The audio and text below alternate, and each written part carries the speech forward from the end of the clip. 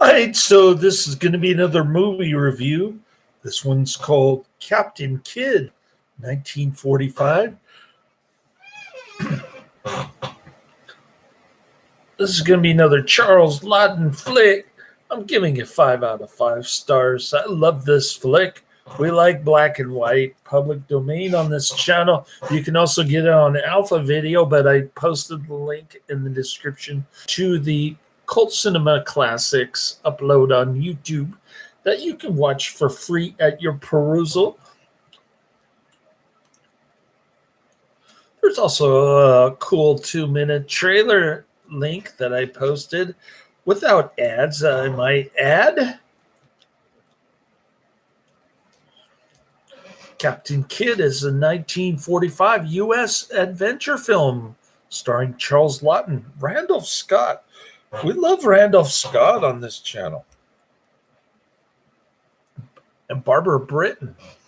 It was directed by Roland V. Lee, his last before he retired, and produced by Benedict Bogius and James Nasser. The music was conducted by Werner Jansen. The film was released by United Artists. It has entered the public domain because the producers neglected to renew the copyright in 1972. In his memoirs, Nikita Khrushchev noted that this was one of Joseph Stalin's favorite films, and that Stalin identified with the mischievous captain. Mischievous, treacherous, more like.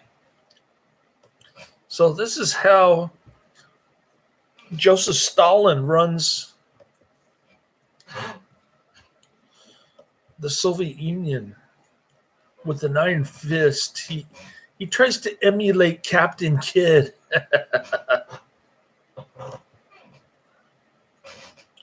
Pretty cool looking movie, by the way. Very nice.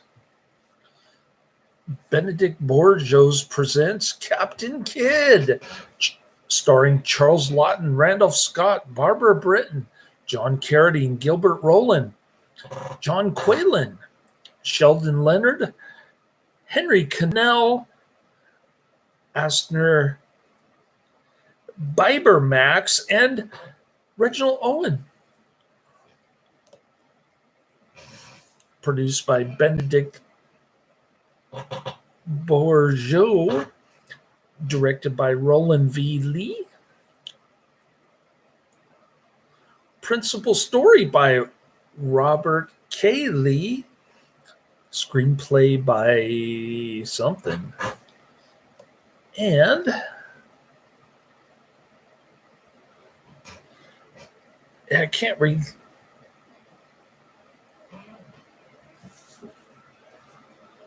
And something about United Artists. I can't read the bottom right corner. But it's got Charles Laughton with his Captain Kidd tricorn hat, sporting that tricorn hat. And then we got swashbuckler Randolph Scott with his blondie girlfriend. She's hot, but she doesn't get naked, of course. Don't expect that for a 1945 film. Don't expect any nudity or blasphemy. In 1699, pirate William Kidd loots and destroys the English galleon, the 12 Apostles, near Madagascar. He and his Confederates bury the stolen treasure on a remote island.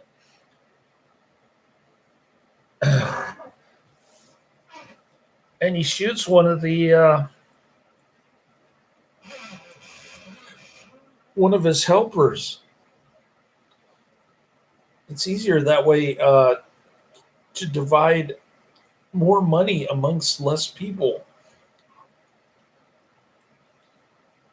Production companies: Benedict Bogius Productions, Captain Kidd Productions, distributed by United Artists. Release date November 22nd, 1945 in the U.S. Running time 90 minutes. Perfect run time. Country United States, and language English. The only complaint I have about this movie is that the buildup is a little slow. It takes a while. It took a while for me to get into the Randolph Scott character. He was awesome. All right. Captain Kidd returns to London. Captain Kidd hires a gentleman's gentleman. Kidd then presents himself at the court of William III of England as an honest shipmaster seeking a royal commission as a privateer. After striking his colors to a pirate, the king is persuaded by Kidd that the captain of the 12 apostles was that pirate who had disappeared with its treasure. The king grants the commission. Bad decision. Kidd recruits a crew from condemned pirates in Newgate and Malchasey prisons, promising them a royal pardon at the end of their voyage. Among them is the quarrelsome, though cultured, Adam Mercy. At least we think that's his name. Kidd makes him the new master gunner because of his claimed prior service with the pirate Captain Avery. The king sends Kidd and his ship, the Adventure Gallery, to the waters near Madagascar to rendezvous with the ship Quiddah Merchant and provide an escort back to England. Bad decision. The Quiddah Merchant carries Lord Falsworth, the king's ambassador, to the Grand Magai, his daughter, Lady Anne Dunstan, looking very nice, and a chest of treasure from the Indian Protectorate to King William. King's story about a pirate he fought nearby persuades Lord Falsworth to switch ships with his daughter and the precious cargo.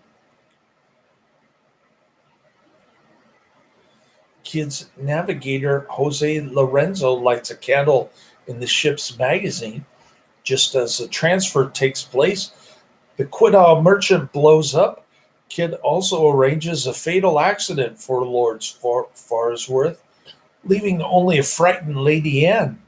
She turns to the only man she thinks she can trust, Shadwell, Kidd's servant. When she mentions the recent battle with pirates, Shadwell tells her it never happened.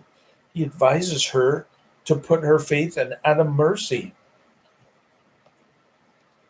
On the voyage home, Kidd schemes to rid himself of his three close associates to avoid sharing the booty. He's got a checklist of names that he keeps crossing off. And Mercy, whom he suspects of being a spy. Mercy is really the vengeance-seeking son of Admiral Lord Blaine, the slandered captain of the 12 apostles. When a smitten Lorenzo tries to force himself on Lady Anne, Kidd is delighted. When Mercy engages him in a sword fight, here we have the swashbuckling aspect of the movie. The highlight, no, actually, there are many highlights. Lorenzo is driven overboard to drown during the fight. Mercy's medallion is torn from his neck. Kidd finds it. Kidd recognizes the Blaine family crest, so he strongly suspects Mercy is really a relative of the murdered Captain Blaine. Kidd drops anchor at a lagoon. Kidd Orange Povey, played by the great John Carradine. We love John Carradine on this channel. His only surviving Confederate, protected by an incriminating letter that will be sent to the Crown authorities if he should die. And Mercy goes ashore and they dig up the loot from the 12 apostles. When Mercy sees the Blaine crest, he feigns indifference, but Kid goads him by insulting his dead father's honor. Mercy is enraged. Mercy attacks Kid, fighting him and Povey. Outnumbered, Mercy is knocked unconscious, falls into the water, and does not resurface. While the other believes, while the others believe him dead, he swims secretly back to the ship. Mercy and Bart row Lady Anne away in the ship's jolly boat, but they are spotted. Shadwell sacrifices himself needlessly to cover their escape, and Kid blows up the jolly boat. Believing himself safe, Kid appears before the king, William, with the Muggles' treasure to claim his reward. Lord Blaine's aristocratic title and estate. He learns that Mercy and Lady Anne have survived and preceding him to court.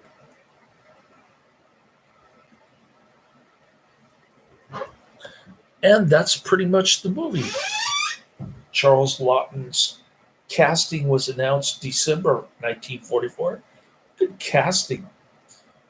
Charles Laughton is in so many great movies. He played King Henry VIII. He played The Hunchback of Notre Dame. This guy is such a versatile, talented actor. And he really played up the treachery. He was hamming it up for the camera the whole time, which impressed Joseph Stalin, no less. Charles Laughton's casting was improved in December 1944. Laughton said he had long been interested in playing Kid, and Laughton liked the opportunity to show his versatility. He does have quite a lot of versatility. Roland V. Lee was signed to direct. In January 1945, Randolph Scott signed to play the romantic male lead. Filming began January 25th.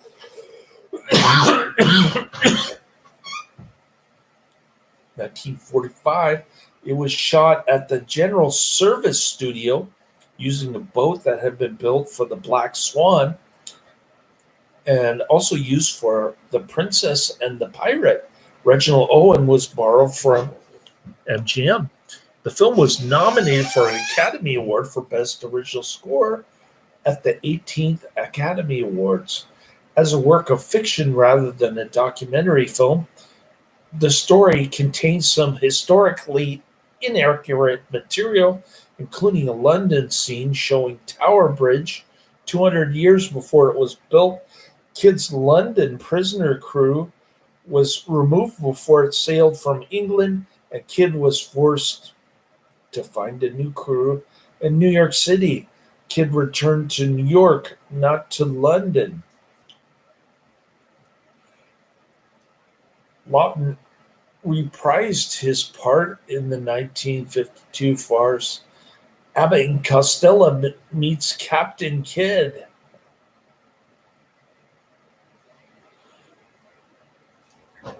And there you have it.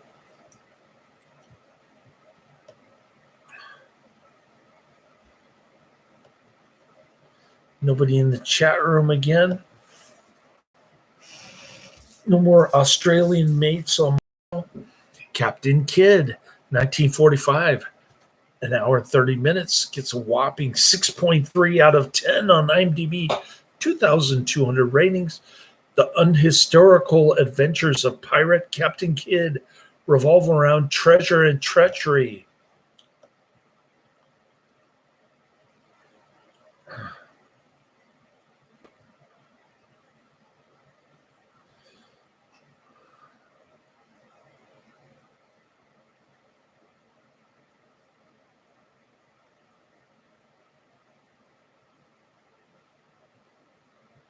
All right, let's see what we got here. Featured reviews, a worthy sea adventure. Here's a less flattering review. 8 out of 10 from Tara Jones.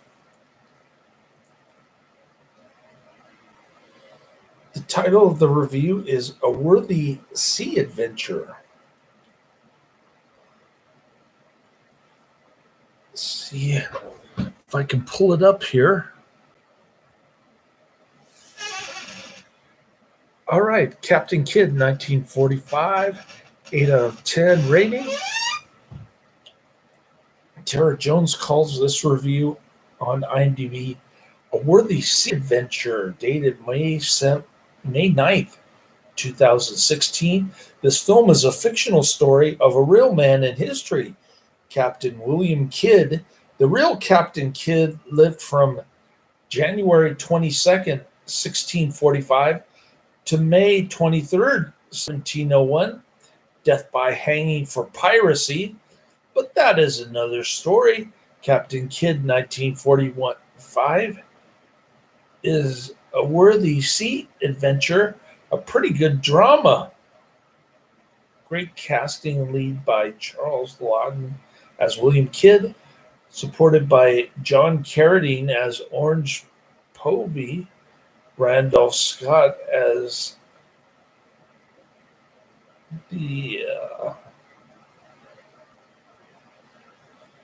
as Adam Mercy, and Barbara Britton as Lady Anne Dunstan. The film is what you would expect from a film of this nature. Gold swashbuckling fight scenes, sunken ships, backstabbing, treachery, stormy seas, stealing, just an all-round fun adventure film. Yeah, I agree with all that, but I might add it's in glorious black and white, and Charles Laughton is a versatile actor, versatile enough to play the three aforementioned roles that I was talking about earlier. Charles Laughton reprised his role as Captain Kidd in Abbott and Costello Meets Captain Kidd, 1952. I'm going to see if I can find that. Sailors who are unlikely to wear shoes on ships anyway would never wear shoes into a powder magazine. The chances of a spark from boot shoe nails amid all that powder was too great. Quotes Orange Povey, you cold-gutted shark, Captain Kidd, William Kidd. Ah, you're a flatterer. You have no idea how gratifying it is to have a congenial soul to confide in. The Rome Group DVD version, which comes from an excellent print, is sadly missing one of the best scenes in the film. In the scene, Charles Laughton has trouble dressing for dinner on the ship. He is chastised for his hairdo by his valet, and then he gets confused with his manners during dinner. We also learn a little more about Randolph Scott's character in this delightful scene. It can be found on the Australian VHS release from Force Video.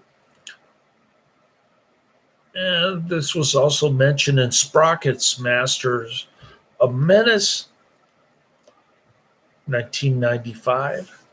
Soundtracks: Rule Britannia. Lyrics by James Thornton. Music by Thomas Augustine Arne. Heard when toasting the merchant ship and when the ships meet on the sea. More like this, Gung Ho, the story of Carlson's something making.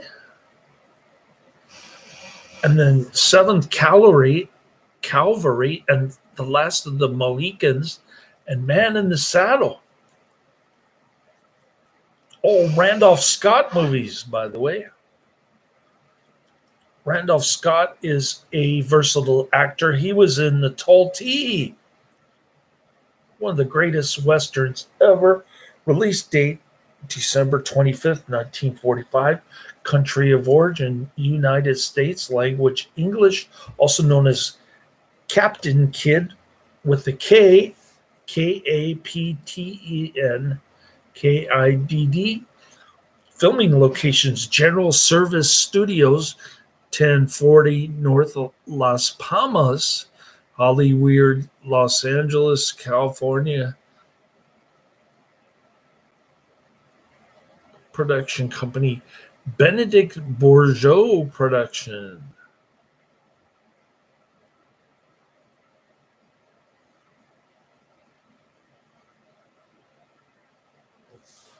All right.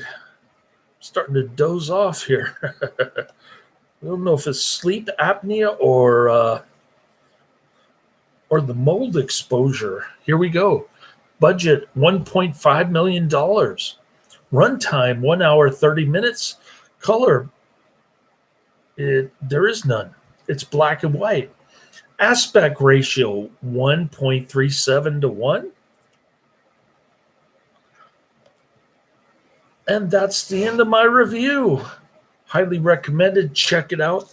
Black and white swashbuckling fun with Charles Laughton, John Carradine, Randolph Scott, and Reginald Owen. How can you go wrong with those 4 actors right there?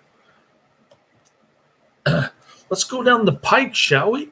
1, Crank, 2006. 2, Marked for Death, 1990. And 3, Triduum, A Spiritual Pilgrimage, 2000. So those are the next 3 coming down the pike. I'll try to get to Crank today. I was a little tired last night,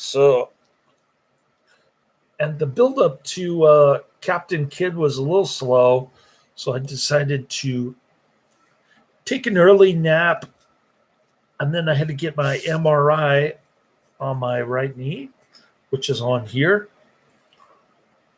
I have no idea what's on here, but I'm supposed to bring it to my orthopedic doctor to see if there's a torn meniscus in my knee.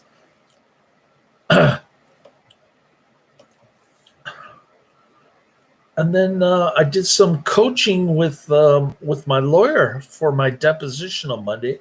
That should be fun. I have to remember not to go off topic.